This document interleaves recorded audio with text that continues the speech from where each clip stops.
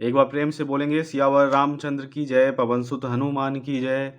देखिए श्रीमद् वाल्मीकि रामायण के बालकांड के आज हम 25वें सर्ग पे हैं, जिसमें कथा होगी आज श्री राम के पूछने पर विश्वामित्र जी का उनसे टाटका की उत्पत्ति, विवाह एवं श्राप आदि का प्रसंग सुनाकर उन्हें टाटका वध के लिए प्रेरित करना। तो देखिए अपरिमित प्रभावशाली विश्वामित्र मुनि का यह उत्तम वचन सुनकर पुरुष सिंह श्री राम जी ने ये शुभ बात कही। मुनिश्रेष्ठ, जब वह यक्षिणी एक अबला सुनी जाती है तब तो उसकी शक्ति थोड़ी ही होनी चाहिए, फिर वह 1000 हाथियों का बल कैसे धारण करती है।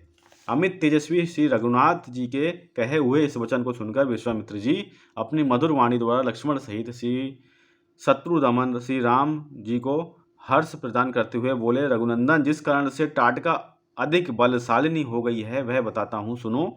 उसमें वरदान जनित बल का उदय हुआ है, अतः वह अबला होकर भी बल धारण करती है। पूर्व काल की बात है, सुकेतु नाम से प्रसिद्ध एक महान यक्ष थे। वे बड़े पराक्रमी और सदाचारी थे, परंतु उन्हें कोई संतान नहीं थी, इसलिए उन्होंने बड़ी भारी तपस्या की। श्री राम यक्षराज सुकेतु की उस तपस्या से ब्रह्मा जी को बड़ी प्रसन्नता हुई। उन्होंने सुकेतु को एक कन्या रत्न प्रदान किया जिसका नाम टाटका था। ब्रह्मा जी ने ही उस कन्या को 1000 हाथियों के समान बल दे दिया, परंतु उस महायशस्वी पितामह ने उस यक्ष को पुत्र नहीं ही दिया। उसके संकल्प के अनुसार पुत्र प्राप्त हो जाने पर उसके द्वारा जनता का अत्यधिक उत्पन्न होता, यही सोचकर ब्रह्मा जी ने पुत्र नहीं दिया। धीरे धीरे वह यक्ष बालिका बढ़ने लगी और बढ़कर रूप यौवन से सुशोभित होने लगी। उस अवस्था में सुकेतु ने अपनी उस यशस्विनी कन्या को जम्बपुत्र सुंद के हाथ में उसकी पत्नी के रूप में दे दिया। कुछ काल के बाद उस यक्षी टाटका ने मरीच नाम से प्रसिद्ध एक दुर्जय पुत्र को जन्म दिया, जो अगस्त मुनि के श्राप से राक्षस हो गया। श्री राम अगस्त ने ही श्राप देकर टाटका पति सुंद को भी मार डाला। उसके मारे जाने पर टाटका पुत्र सहित जाकर मुनिवर अगस्त को भी मौत के घाट उतार देने की इच्छा करने लगी। वह कुपित हो मुनि को खा जाने के लिए गर्जना करती हुई दौड़ी। उसे आती देख भगवान अगस्त मुनि ने मरीच से कहा, तू देवयोनि रूप का परित्याग करके राक्षस भाव को प्राप्त हो जा। फिर अत्यंत अमरस से भरे हुए ऋषि ने टाटका को भी श्राप दे दिया, तू विकराल मुख वाली नरभक्षिणी राक्षसी हो जा। तू है तो महायक्षी, परंतु अब शीघ्र ही इस रूप को त्याग कर तेरा भयंकर रूप हो जाए। इस प्रकार श्राप मिलने के कारण टाटका का अमरस और भी बढ़ गया। वह क्रोध से मूर्छित हो उठी और उन दिनों अगस्त जी जहाँ रहते थे उस सुंदर देश को उजाड़ने लगी।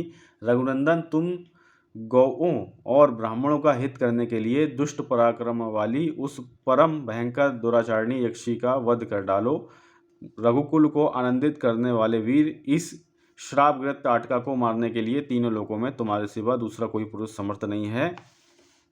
नरश्रेष्ठ, तुम स्त्री हत्या का विचार करके इसके प्रति दया ना दिखाना। एक राजपुत्र को चारों वर्णों के हित के लिए स्त्री हत्या भी करनी पड़े तो उसे से मुंह नहीं मोड़ना चाहिए। प्रजापालक नरेश को प्रजाजनों की रक्षा के लिए क्रूरतापूर्वक या क्रूरता रहित पातक युक्त अथवा सदोष कर्म भी करना पड़े तो कर देना चाहिए। ये बात उसे सदा ही ध्यान में रखनी चाहिए। जिसके ऊपर राज के पालन का भार है उनका तो ये सनातन धर्म है। कुकुत्स्तर कुल नंदन टाटका महापापनी है, उसमें धर्म का लेश मात्र भी नहीं है, अतः उसे मार डालो। नरेश्वर, सुना जाता है कि पूर्व काल में विरोचन की पुत्री मंथरा सारी पृथ्वी का नाश कर डालना चाहती थी। उसके इस विचार को जानकर इंद्र ने उसका वध कर डाला। श्री राम प्राचीन काल में शुक्राचार्य की माता तथा भृगु की पतिव्रता पत्नी त्रिभुवन को इंद्र से शून्य कर देना चाहती थी। यह जानकर भगवान विष्णु ने उसको मार डाला। उन्होंने तथा अन्य बहुत से महामनस्वी पुरुष प्रवर राजकुमारों ने पापचारिणी स्त्रियों का वध किया है। नरेश्वर, अतः तुम भी मेरी आज्ञा से दया अथवा घृणा को त्याग कर उस राक्षसी को मार डालो। इस प्रकार ये 25वां सर्ग संपन्न हो रहा है। कल 26वां सर्ग पढ़ेंगे। श्री राम द्वारा टाटका का वध। तो इस प्रकार से कथा चल रही है। एक बार प्रेम से बोलेंगे, सियावर रामचंद्र की जय, पवन सुत हनुमान की जय।